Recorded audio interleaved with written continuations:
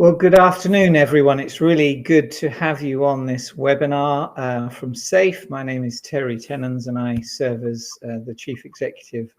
I think we've got a really important subject to look at, I would encourage you to share this actually with colleagues. There will be a recording afterwards, and I'm delighted to welcome Joanna Barnard Williams. Joanna, welcome. It's good to see you. You've previously been on the SAFE webinar, and we've really been enriched by that. For those who don't know Joanna, Joanna formerly worked with Professional Help that supports SAFE with our SAFE support and SAFE care service. And Joanna is a qualified and registered counsellor and psychotherapist. And so I'm going to hand over to you. Thank you so much for being with us, Joanna. Brilliant. Thank you, Terry. It's really nice to be back. I actually really miss working with SAFE as I did for 5 years with Professional Help. So I'm delighted to be here, and I'm just being nosy and looking at the names as well, who's in the room, is anybody that I recognise. So welcome to friends and colleagues, new and old. It's absolutely brilliant to be here to talk to you today about this really important topic, which is resilience. So yeah. Hopefully there'll be something that everybody can take away. We've got an hour today. There'll be some time for questions, and we do have, you guys are used to this format, I think, but there is a chat box there. Some of you are already using it. Please feel free as well to either hold your questions till the end, or if there's something pressing you want to say, please just pop it in the chat. I do try to keep an eye on it as I'm going along. For the sake of flow, I won't go to it all the time, but I might just I might just refer to it from time to time. So feel free to pop some comments in the chat. So I'll move on to what we're going to be talking about today in more detail. So first of all, a bit more about me, though. As Terry said, I'm Joanna. I used to work for Professional Help as the head of counselling there, and as part of that role, I was very heavily involved in the SAFE care and SAFE support services, both running the helpline and also having a roster of clients myself as well. So I did actual counselling with members of the profession, obviously, over those 5 years. So through that time, I gathered quite a bit of insight about the levels of stress in the funeral profession. And that was over the period, I was there 2019 to 2023. So obviously that was over the period of the pandemic as well. So there's some quite specific things I learned from that time.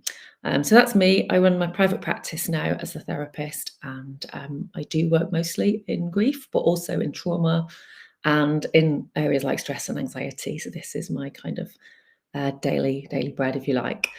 So we're going to talk today about stress in the profession.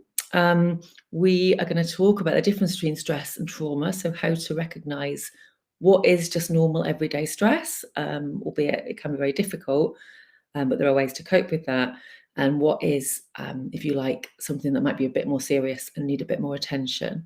So I think that's an important distinction to make. I'm very aware of what it is to work in a caring profession. So obviously, as I say, I haven't worked in funerals myself, but apart from working alongside SAFE for those 5 years, but I know as a counsellor as well that when you are in that kind of job, you do it because you care, but that also brings with it the potential to really carry quite a lot. So I'm coming at it from that headspace as well, about how do we take care of ourselves during this work. So how do you recognise when you aren't taking care of yourself and you're in a bit of trouble? We're going to go through some of the signs that you might be in difficulty and what to do about it.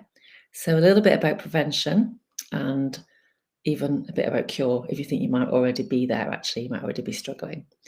The sort of title for this webinar is like The Day I Nearly Quit. So I think that is a sort of dramatic opener, but also it's very real, and definitely from sort of COVID times. I'm sure that I think there are lots of people that left the funeral profession, perhaps understandably. So I want to open with a bit of a question, I suppose, just to test the temperature of the people in the room. And I believe that the polls that you do are anonymous. So please feel free to just pop in your answer to this survey, and we should be able to see some live results. So the question is very simply, have you ever felt so stressed in the job or so overwhelmed that you've considered quitting and just not doing it anymore? Yes, no, or not sure. So if you're able to vote, don't know what it looks like from your side and what the voting process is, but I'm sure you know what to do. Please press the button. I think some people are answering in the chat, that's fine too. But yeah, I don't know if there's a way to answer so that it comes up on the screen, but we're getting a mix. I should say as well, just while people are answering or responding to the poll, that this is, everything that we talk about here and that we put in the chat, it is confidential. I am going to share a couple of examples that are anonymized. I'm going to talk very generally because obviously I did have confidential conversations with funeral directors and members of SAFE over the years, and I'm going to keep all of that anonymized clearly. So, but anything you say here is quite safe. We're among friends and it's really to help you. So a mixed set of responses coming in really, which is interesting and perhaps what we'd expect in terms of, some saying yes, some saying no. There's no right answer, is there? It's just how it was for you at that time. So it's really quite quite interesting to reflect on. And probably we've all had those days where we've thought this is too much. Whether or not that's led you to think, I really need to leave. But that's something that we'll talk about later, what our choices are. That's fine. Brilliant. Okay, so as I say, we'll talk about that in a little bit more detail, what that is to be in that position of stress and how to build resilience and work and sort of guard against it really. And then there will be a chance to ask questions at the end and have a little bit of discussion in the chat box if you want to. I really appreciate your input at any point. It can be a difficult subject. So again, we appreciate your honesty and openness. It can benefit everyone if you feel able to share stuff. But please take care of yourselves as well. Do what you need to do to just look after yourself, because when we talk about emotional topics, it can sometimes get a bit heavy. Feel free to, nobody will know if you get up and leave the room. It's absolutely fine, obviously, to do what you need to do to look after yourself. So let's move on to stories from the front line, really. So I guess I was reflecting when preparing for this webinar, I was reflecting on my time working on SAFE support. So I'm going to sort of assume everybody knows, but just in brief, SAFE support is the service for SAFE members and their staff, which is a support service that you can ring the helpline just to talk to somebody in confidence, or you can actually sign up for counselling as well. You can get a number of counselling sessions as well with a professional counsellor. And it's free to you to use. It's a fantastic service. I worked on that service, had the privilege to work on that service for 5 years and talk to funeral directors week after week.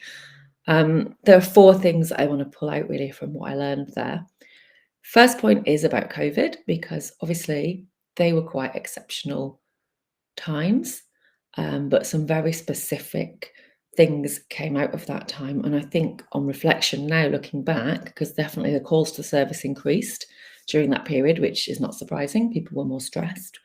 The unknowns were what was very difficult. There was so much that was unknown, wasn't there, in terms of safety, just basic safety of your staff and their families. There was a lot of technical unknowns about legislation. What are we allowed to do, not allowed to do? A lot of worries about obviously staff members' health and their families' vulnerabilities. People at home trying to have people in work, not have people in work. What was going on? There were just questions. Things were changing every day. Change is obviously very unsettling and a big stressor. So that, and just obviously sheer workload as well, was a huge problem. And then I've put moral injury, which I'm not crazy about this term, but I think I haven't found one that says the same thing better.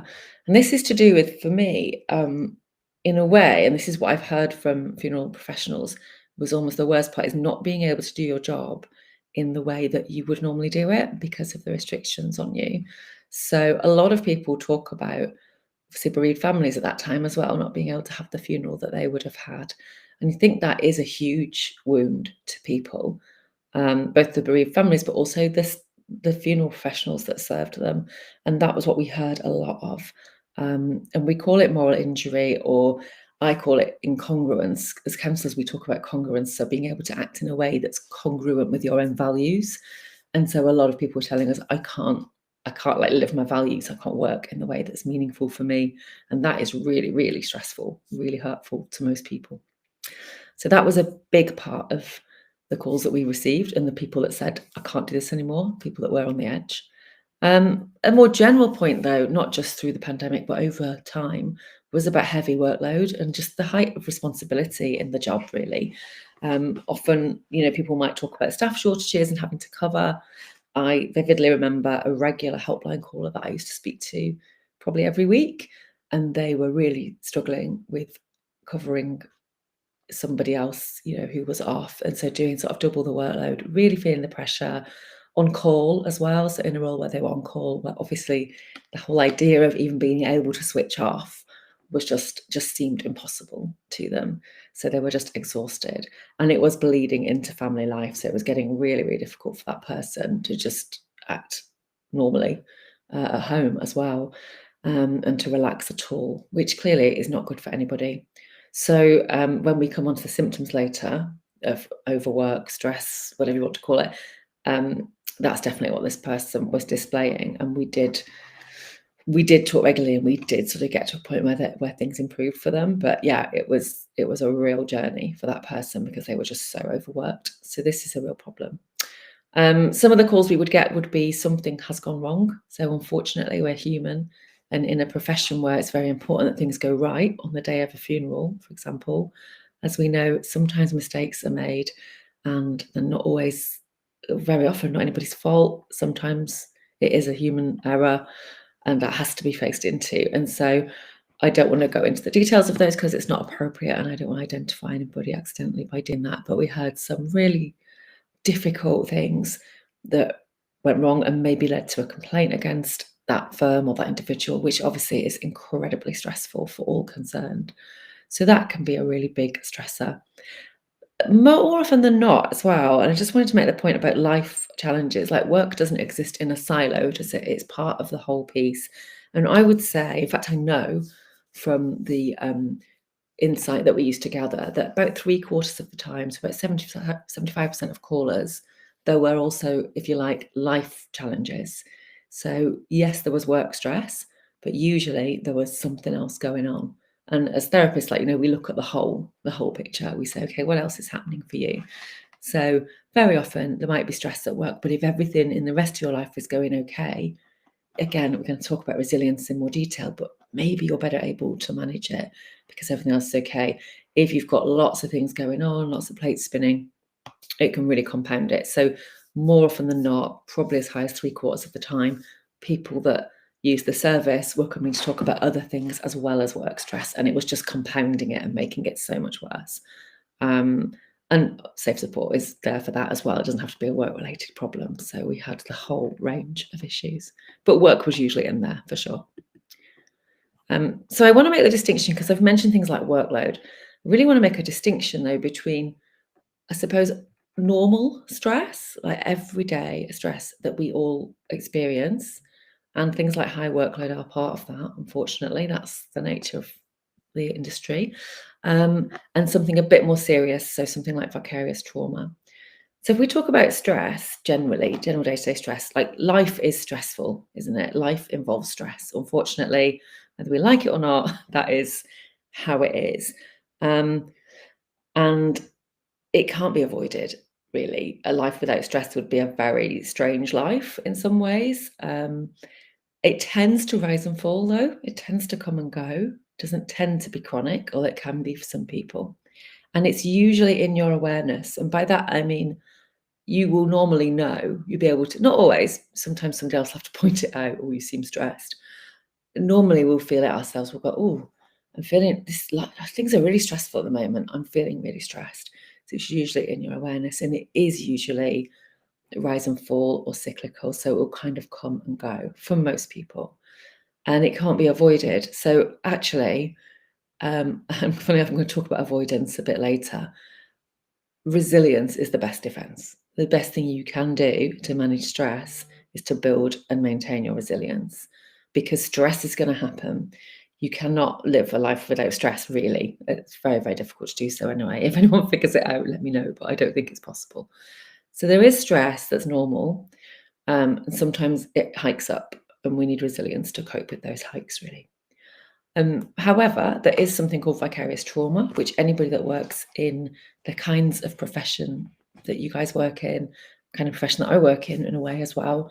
For example, if you witness something awful, or you are party to something really bad happening, that can really affect you in a sense of it being a trauma to you, and even causing PTSD in some cases. In fact, I think they've dropped the disorder part from PTS now. It's just post-traumatic stress, which again is a normal response to an abnormally stressful event. So the difference I feel with something like vicarious trauma, which just means trauma sort of on behalf of somebody else. So you're looking at somebody else's experience and it's causing trauma to you. It tends to be cumulative. I've got a quote I'm going to share in a minute that I think brings this to life. It tends to kind of creep up on you as well, which is what I mean by being insidious. So the day-to-day, if you like, normal stress, which is more or less in your awareness a lot of the time, sometimes trauma of this kind that's a bit deeper, it isn't. And also it doesn't help that our propensity as humans is to bury it a bit and sort of, I'm just carrying on, I'm fine. If this happens and you end up with some sort of post-traumatic stress response, you might need a more structured intervention. So resilience is all well and good, but everybody kind of has their limits. I think that was the point I'm trying to make there. So it's important to identify, what am I feeling here? What is going on for me? How kind of serious is it? Because these are two quite different things that require quite different responses. I want to share this quote from Richard Shepherd. I don't know if anybody's read the book Unnatural Causes by Dr. Richard Shepherd. I might have shared this quote with SAFE members before, I apologise, but it sums up quite nicely his experience. So Richard Shepherd is a very eminent forensic pathologist who has worked on so many huge disasters and famous cases. So he worked on the Marchioness disaster. He was the pathologist, or one of the pathologists for the Bali bombings, various high-profile murders. He was involved with those. So he has obviously seen and been involved with some fairly serious traumatic things. And one of his first cases was the Hungerford massacre, the Hungerford shooting, which people may remember. I think it was 1987. And that was one of the first things that he worked on. And I think it's at the beginning of the book, he talks about, he became, he learned to fly, he became like an amateur pilot. And he was on a lovely flight over Berkshire one day, just felt absolutely fine, and suddenly started to have, first time in his life, after 30 years of working as a pathologist, started to have a panic attack, seemingly out of nowhere, while flying a plane, which can't be great, right? And then he realised that he was flying over Hungerford, and he had this real visceral response, which had been sat inside him for all those decades. And that's why I think this quote is really interesting, because he says, he was doing obviously a very stressful job, obviously witness to some traumatic things. He said, I thought I was fine, but actually the little fish nibbling away, you don't notice the tiny individual bites, but over time you can see that there's been an injury there. And actually the effect on him, he did have treatment for post-traumatic stress, and there was an effect on his wife, his family, and everything of the work that he was doing. So it just shows how even somebody who's really at the top of their profession, really skilled, thought he had all his strategies in terms of how he was coping with these awful things that he was seeing and being involved in. It came and it hit him at one point, and he did recover well, but the book is really interesting in terms of what that did to him. And I think it's similar in this kind of profession, that you do just get on with the job and you're brilliant at it. And then it's just paying attention to those little nibbles, those little things that could be just chipping away at you, and looking out for the signs. So on that basis, what are the signs that something might not be right? because we all just say, I'm fine, don't we? So I'm fine, I'm okay, doing okay. But there are some signs that we shouldn't really ignore. My first point is, I'm laughing at this one because I'm going to now introduce my second counselling term. I talked about congruence before. In counselling, we also have a term called unconditional positive regard, which is how we try to look at all our clients. And I always know that I'm doing too much if my unconditional positive regard starts to diminish, shall we say. So I see it as like a well, sort of fountain of unconditional positive regard for people. My UPR it's there. I'm always going to think the best of everybody that sits in front of me. If I'm doing too much, I will find that, invariably it'll show with my family before it'll show with my clients, but I'll just run out. I just run dry. The well runs dry. I'm struggling. I get less patient. My empathy gets a little bit low. And I think if you work in a job as well where you hear and see really difficult things every day, and you maybe see people at their hardest time of their life, a lot of the trivial stuff that comes at you from other quarters, you do feel you've got less time or patience for. I don't know if anybody else feels that, but sometimes you're like, wow, come on, like problems aren't that big. And as a counsellor, I can't afford to feel like that. And certainly in your job, you need that empathy level to be really high and your patience to be really high. So if you notice that you're getting more irritable and a little bit snappy, a little bit less empathetic, can be a sign that you're stressed. It can come out physically as well, aches and pains, excessive tiredness. I have to say, any physical symptoms should always be checked out, obviously, by a doctor first.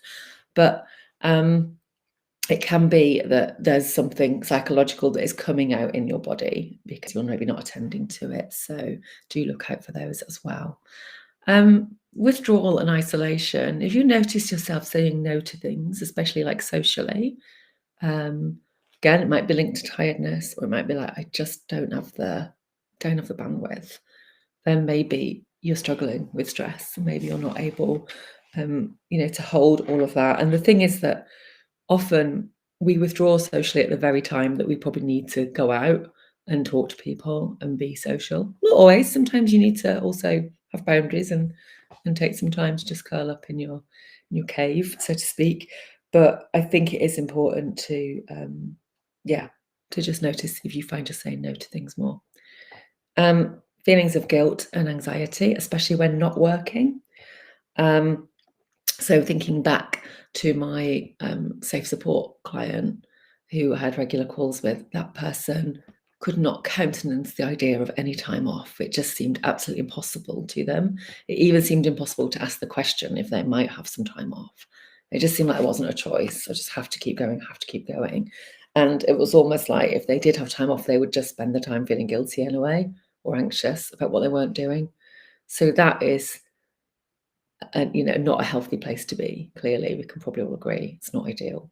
Certainly not over a sustained period of time. Anyway, I think we all have busy times where we sort of ride it out, but that's really important, and to know that it's okay to have that time out. Over-reliance on substances, and this can be anything, and it's about monitoring your own use and what's normal for you. Alcohol is a favourite, obviously. A lot of people find when they're stressed, they go to alcohol more often, but it can be smoking, it can be eating, particularly sort of unhealthier foods. It can be, when I say substances, it can be behaviours as well. It can be like social media, it can be your phone, it can be the addictive substance.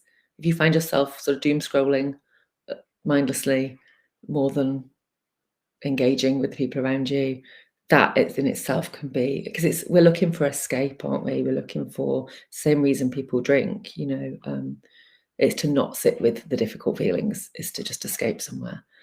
And it's not always a bad thing in small doses, but over-reliance on it or feeling that's what you need is something to pay attention to. If your habits change, pay attention to it. And then, so excessive tiredness and disturbed sleep. So even if you can't sleep, even though you're exhausted, it's a sign something's wrong. And then, of course, at a sort of later point, if it gets really bad, you might experience some of the symptoms of depression. So low mood, but also a feeling of despair. Really important to pay attention to any of those things, especially if you're looking at that list and you can tick more than one or two of them. and you think, yeah, actually quite a lot of those apply to me, then it's worth thinking about what is going on for me at the moment, then where is that coming from? Because these are problematic. And I think when we tolerate a lot, don't we? We sort of live with a lot and think, well, I'm doing okay. And if you think about those little nibbles, though, that are chipping away at you, and also if you think about if a friend of yours described some of these symptoms to you, you would probably say, whoa, look after yourself better. You're doing too much. So just something to reflect on, really, of signs that you might be struggling. Sometimes you need somebody else to sort of reflect it back to you that's not okay to feel like that. That's really difficult. I'm going to come on. It's really important to talk about what we can do about it, I think. I like to try and be a bit solution focused, and I did say the best defense is resilience. So I'm going to talk about how we get that. If anybody wants to pop in the chat whether anything is resonating with them so far, or I know that this is very personal stuff, so I fully appreciate you might not want to share that, but if you do want to, feel free to say, yeah, actually I do feel some of these things, but equally if you don't, that's okay too.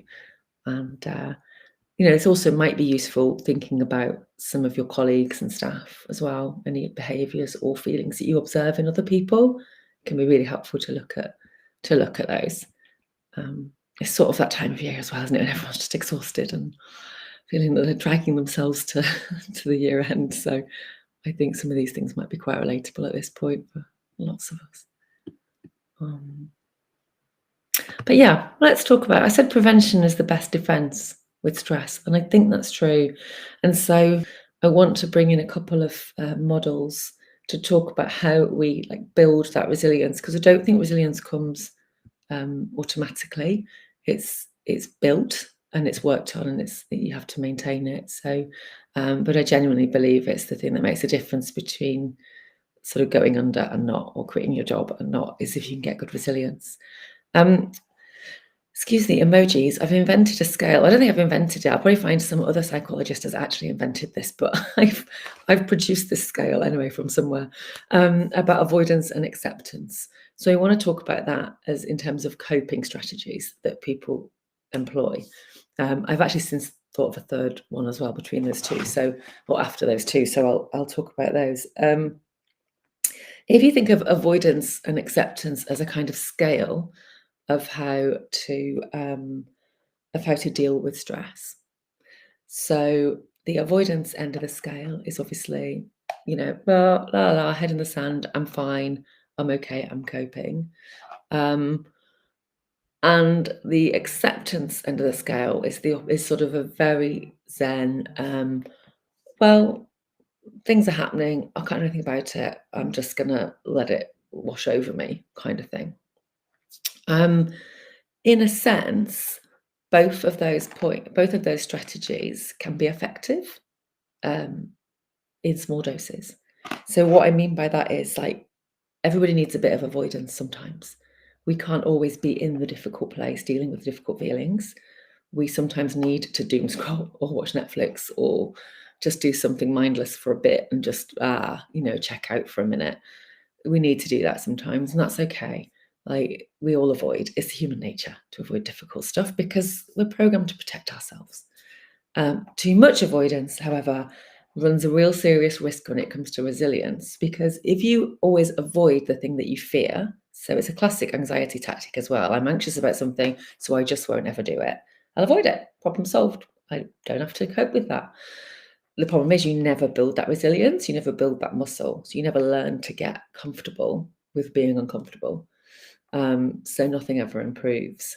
So avoidance is a tricky one. It's okay in small doses, but if you avoid, same with conflict, if you always avoid conflict because you hate conflict, that's okay, but you'll never get good at it. You'll never be able to have a constructive debate with somebody because you always run away. So you never build the muscle, you never build that resilience. So that's the risk with avoidance, is no resilience built.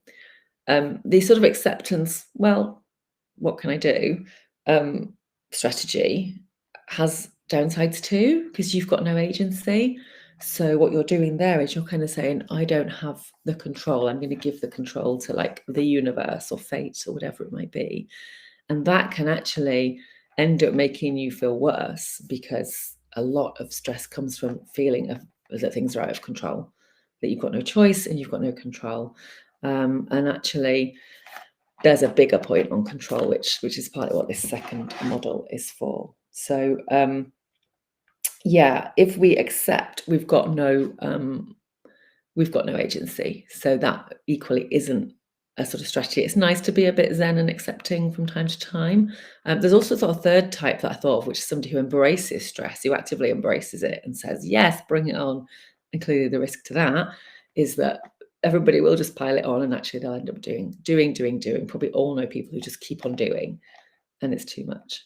So yeah, the balance is probably somewhere in the middle, where we kind of oscillate between these methods, and we accept that stress is a normal part of human existence, but we also face into some stressful situations to try and build that muscle and that resilience and get that practice.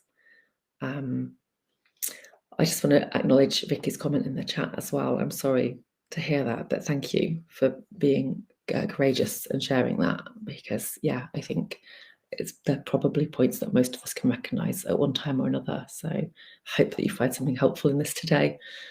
So one of the tools, I'm just going to talk about circles of control as well, because one of the tools we use a lot in therapy when people are stressed or overwhelmed is this circles model.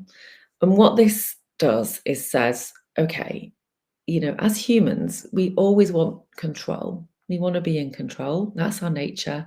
And the great sort of joke of human existence is that we're actually in control of very little. That can feel extremely scary when you realize that. Funnily enough, and we all work in bereavement care, sometimes at the time of a bereavement, this becomes particularly noticeable for people, because they'll suddenly, especially a sudden bereavement, if somebody's died very, very quickly, very unexpectedly, it's as though the curtain has been pulled back. That's a Wizard of Oz reference for anybody that likes that. And we've seen the machinery, and we've seen that, oh, this can happen to any of us at any time. You and I, we work alongside death every day, but still, probably you find when it happens to you personally, you still feel completely shaken by it. So we realize, oh, we've got very little control. Oh my God. Then we try and exert control often on life, which doesn't always work and isn't always healthy either.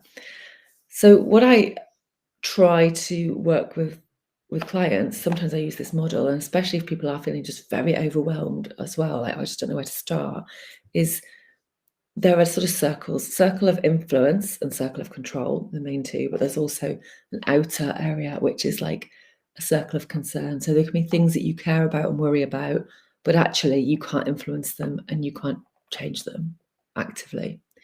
So the place to put your energy and your thoughts and your resources is the central circle, because these are things you can actually affect. And that circle is actually very, very small when you stop to think about it. Whether that makes you feel good or not probably just tells you something about where you are on that scale in terms of how important control is to you. I would say, for an example as to how this works, if you think about it in terms of relationships, I would be quite worried. I am quite worried about Donald Trump, let's say. I'm not trying to mess about politics, but let's say I'm quite worried, for example. Imagine I was worried about Donald Trump becoming the next president. That is in my circle of concern. I might feel quite strong anxiety about that, but actually, can I influence him? No. Can I control him? Certainly not. I can only be concerned. If it's somebody in my family whose behavior bothers me, maybe I can influence them. So maybe that person is in my circle of influence, but I can't control them. I can't control what they do or say, how they behave. So actually, why am I spending my time and energy worrying about that? All I can control probably is me. What I can control is my response to those people and those stressors that are existing in my life. But at best, I can influence, but I can't control anybody else, actually, just myself. And so I need to think about, how do I manage myself so that I can exist more comfortably in the world of worries that I've got. So hopefully that explains what those circles are about. I used to know somebody who used this tool a lot and just constantly went around as a shorthand, just saying big circle, little circle. So if you're worried about something, just think, is this big circle or is it little circle? And let's focus on the things that are actually within our sphere of influence. So what else can we do in terms of this building and maintaining resilience? And again, I welcome any comments here in terms of you guys and what you do, what helps you to feel more resilient. What I would say, and how I work with clients who are trying to build resilience, is who are you when you are the most resilient, your most resilient self? And this is what the who, what, where toolkit is about. This is a really good exercise to do when you're feeling quite good.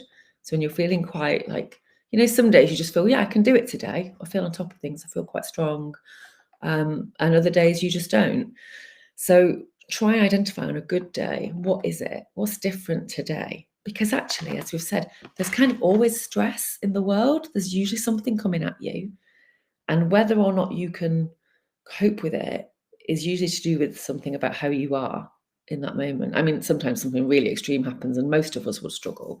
But generally, your resilience is something that's unique to you, and it's worth reflecting on. Who am I with when I'm feeling good and strong and capable? Are there certain people who bring that out in me? And also there are certain people that don't, and that make me feel disempowered. Those people exist, right? What am I doing? So what activities make me feel my best self, my strongest, most capable, competent self? Where am I as well? So I physically would make these 3 lists, by the way, because they're really helpful to refer back to when you're not feeling too great, because you can pick something from the toolkit that you could do or someone you could speak to that might help. Where am I is a really interesting one. Just to go back to COVID briefly, I think that period really helped a lot of us to realise the importance of environment.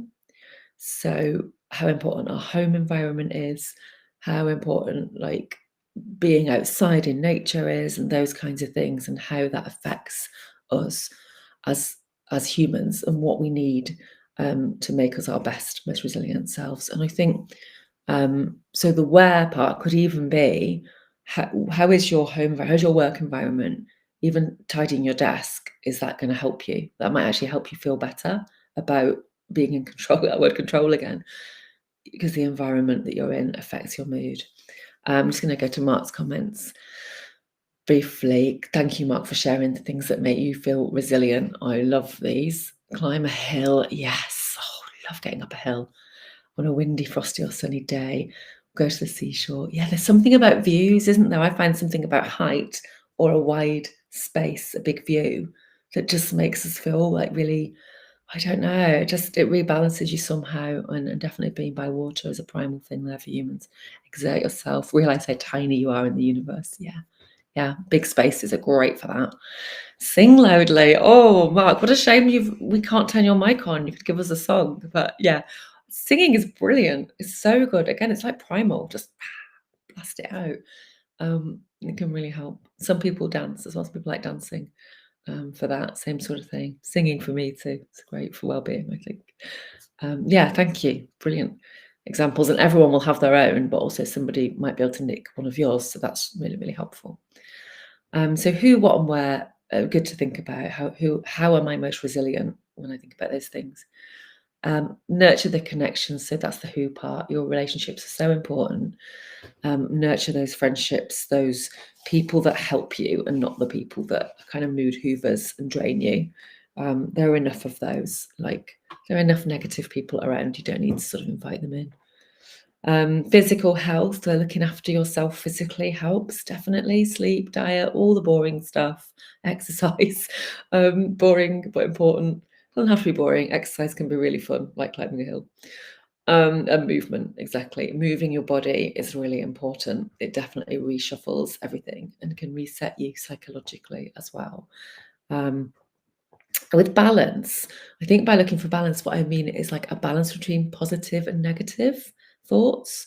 So when you're stressed, you're in a bad place, you tend to only see, you tend to go to absolute thinking and you only think about what's gone wrong. So I very often hear people say, everything is terrible, nothing is going right for me, this is, life is just bad. And actually, usually, often, unfortunately, things do come at once, and sometimes life is like that, and it seems like, oh God, everything's pretty bad. There's usually one or two things, though, that are okay, and we can't see that when we're in that space. And I'm going to talk in a minute about the stressed brain and what it does to us. So it's very important to actively look for that balance between positive and negative. Now, I am not a fan of toxic positivity, of this whole Instagram, whoa, everything's fantastic, be grateful, 3 things you're grateful for every day. Don't get me wrong, that works for some people, that works for you, and I love journaling, and if gratitude journaling works for you, brilliant. And that's where you write down at the end of every day 3 things that you're grateful for. I think that's lovely. I personally, it don't work for me because I need to get out all the crap as well. Pardon my language. Like, I need to talk about the stuff that's hard as well. So that's what I mean by balance, is like there are positives and there are negatives. Don't feel that you have to be, Pollyanna about life and say, oh, I must find a positive today. That's not what I mean. It's just about, there's balance usually. And sometimes that balance is found by, as Mark said, just realizing that I'm just a tiny speck in this huge universe, and I'm here for a short time. Don't we all know that? We're aware of that, aren't we? So that perspective can be so helpful. And when I've put rest and seek joy, again, if somebody's in a very bad place when they're really struggling, I will sometimes say to them, like, what have you done? When was the last time you did something that was just for enjoyment? Especially if somebody's got work stress. And if somebody's very, very busy and overwhelmed and stressed, they will say, oh, what do you mean? I don't have time for that. And that's why I say little and often, because if your self-care and your rest is that you go on a lovely holiday for 2 weeks of the year where you just completely put your feet up, drink cocktails, swim, have a fantastic time, that is not enough. That is not self-care, and it's definitely not building resilience, because what it's doing is you are working like an absolute demon the rest of the year to crash out and then get up and do it all again. And that's not the way to do it. We're thinking in terms of regular servicing rather than breakdown assistance. So that's what we're aiming for. If you think of yourself a bit like a car, you need to regularly top up the oil, and that might be whatever the thing is that you do that you enjoy. It can be 5 minutes. I completely agree with you, Andrew. I've just seen your comment. When you're busy, it's crazy because that's the time when you most need it, but that's the time it's the hardest to justify it. And somebody sent me a video the other day, again, Instagram or TikTok or something, that was like, it was this sort of lifestyle guru going, resting is being active, because resting is it. And I got so, I had to just like close it. I couldn't even watch the whole thing. I was so busy and important, and I can't watch this woman who's telling me that resting is doing. No, I'm sorry. So I do appreciate what you're saying, that it's really hard to think I've got to take this time out, and that's why I'm saying that little is key.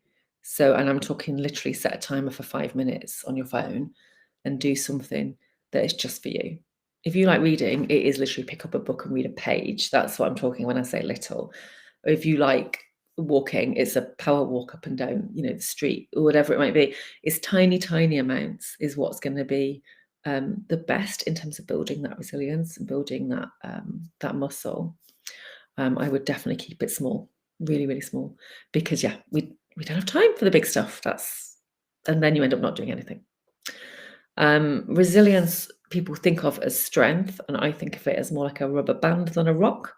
So it's strength, but it's also flexibility, right? That's what we're trying to build, is that you can adapt to anything that gets thrown at you, because not only are you strong and you don't break, but you bend and you can move and twist and adapt. Whereas a rock gets hit and it either shatters or it just doesn't move, it doesn't adjust. So that's what we're looking for, is that like rubber band resilience. And I think that is best achieved by little and often. That's what I've learned. So yeah. However, I'll do a quick note on the stressed brain, and then I'll come on to, that was prevention, I'll come on to sort of cure, and what if you're already you think you're already in a bad place, and what can be done, and then we'll wrap up.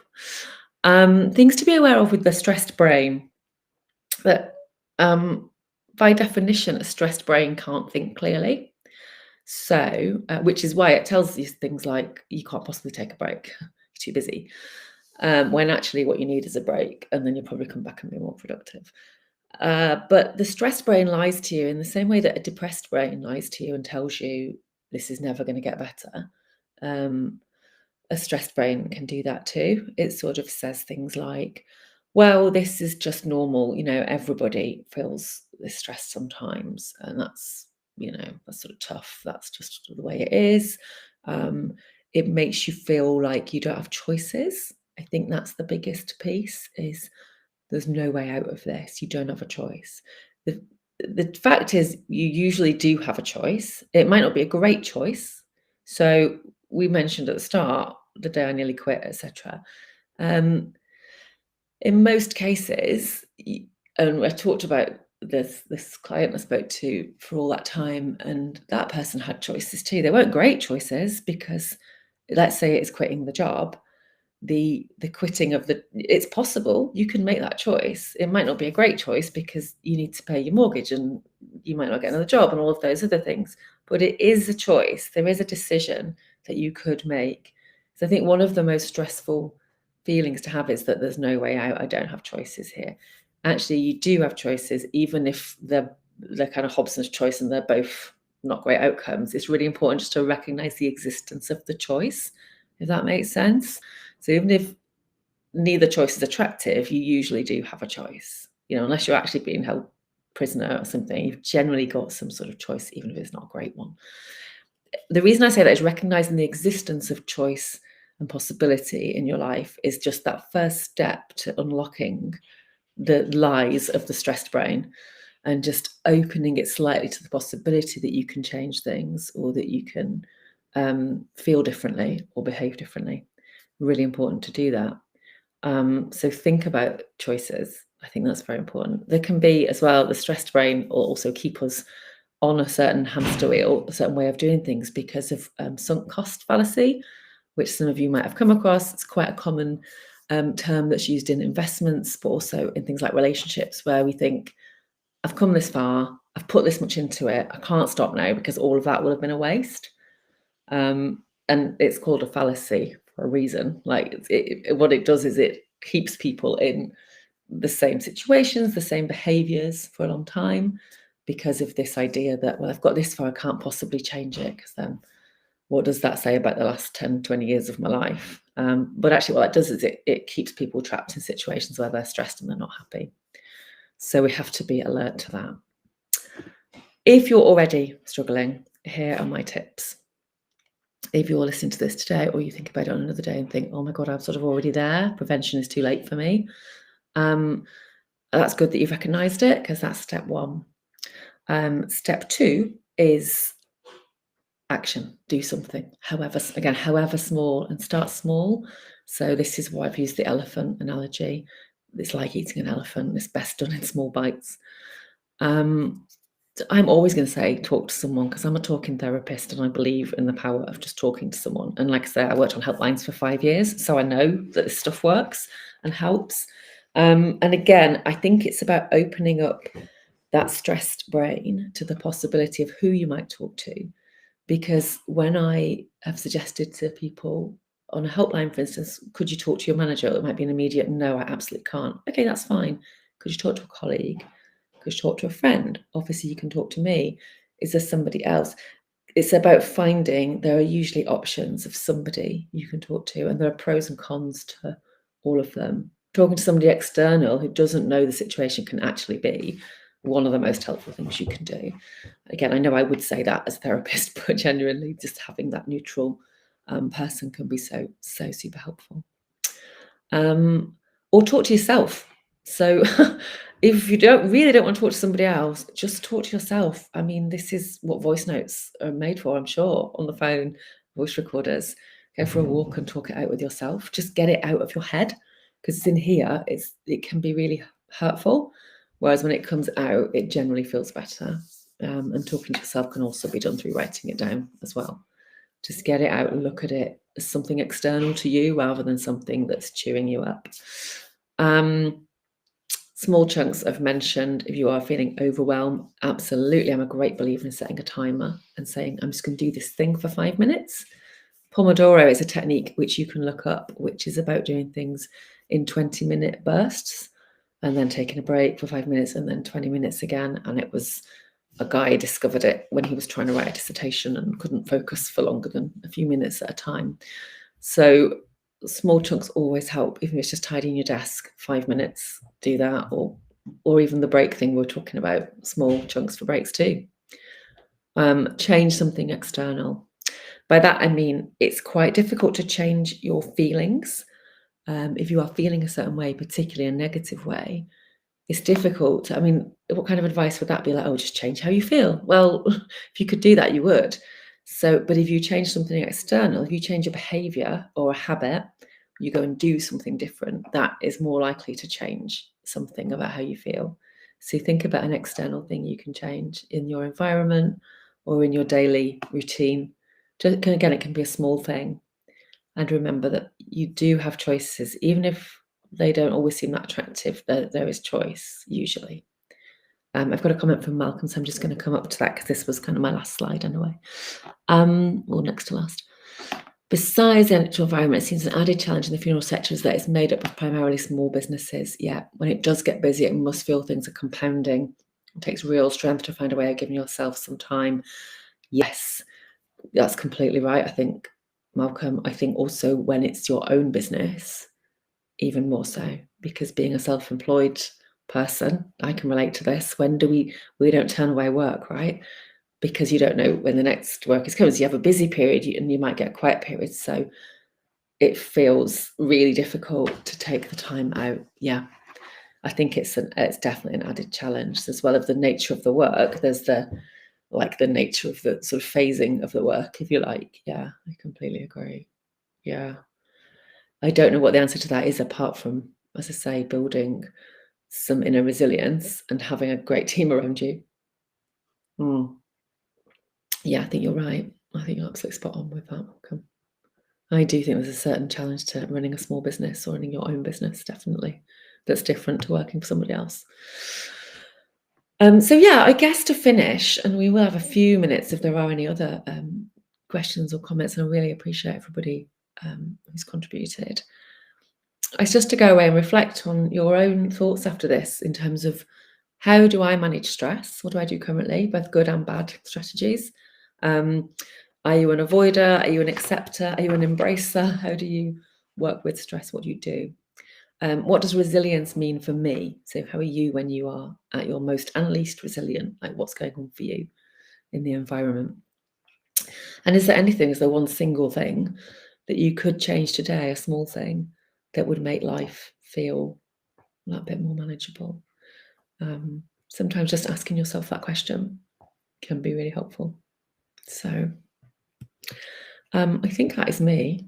So I'm going to invite, for the last few minutes, thank you so much. We are almost at 4 o'clock, but I'm going to invite, if anybody else wants to pop a comment in, or welcome back to Terry as well. So, hey. That's been incredibly thoughtful, Joanna. Thank you so much. It's felt a bit like a 7-course meal, which is a nice thing. So there's much for us to ponder, and I would invite my colleagues and friends online to really reflect on the number of questions that you've posed to us about how we manage things, what kind of what shape we are in terms of how we manage pressure, and that self-awareness is really helpful. So these slides will be made available to you. They'll be released tomorrow. And Joanna, what if someone wants to talk to you on a private basis? How do they get in touch with you? You can absolutely do that. Obviously, I should plug Safe Support, though, so you can always ring Safe Support as well. Don't get in trouble from Catherine and the guys at Professional Help, so please ring those guys too. But yes, if anyone wants to engage me privately in terms of counselling, pass on my email address. Terry, if you want to make that public when you share the slides, I've got no issue with that. The email is usually the best way. So. Yeah, brilliant.